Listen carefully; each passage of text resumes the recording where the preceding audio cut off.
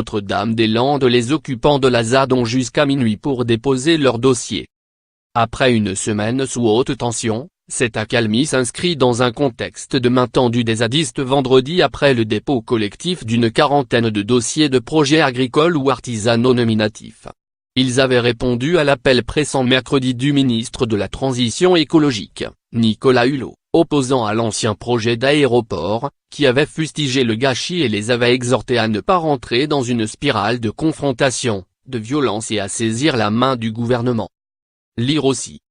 Notre-Dame-des-Landes. Hulot implore les zadistes de ne pas rater la dernière marche.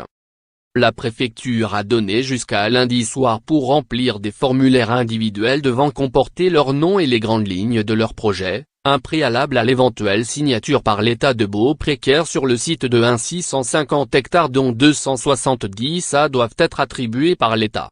Le problème n'est pas de donner des noms, on voulait un projet collectif, a expliqué Camille, l'un des porte-parole de la ZAD. Lire aussi. À Notre-Dame-des-Landes, les zadistes font un grand pas vers une possible régularisation. La crainte d'une nouvelle opération d'évacuation plane parmi les zadistes après le traumatisme de la destruction de 29 squats la semaine dernière, que les zadistes considèrent comme leur lieu de vie. Il reste une soixantaine d'habitats précaires sur les 97 recensés.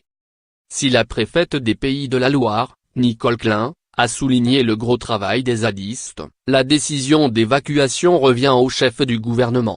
Édouard Philippe a répété devant l'Assemblée nationale que les occupants illégaux qui ne régulariseront pas rapidement leur situation quitteront les lieux à Notre-Dame-des-Landes car force doit rester à la loi. Lire aussi.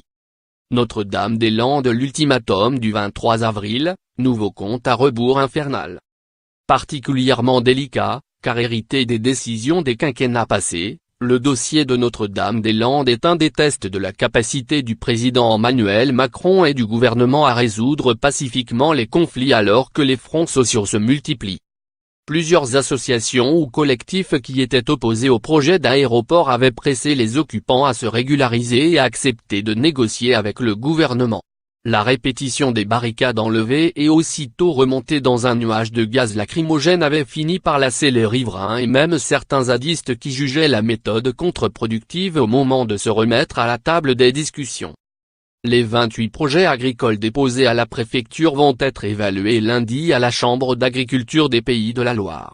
Mais ces projets ne créent aucun droit, avait rappelé vendredi Madame Klein à l'issue d'une réunion technique avec des occupants de la ZAD. Sans aucune assurance, les zadistes appellent à la vigilance. On est prêt à se mobiliser si le gouvernement n'entend pas ce geste de dialogue, a affirmé l'un des porte-parole des zadistes qui n'exclut pas une grande mobilisation dimanche prochain.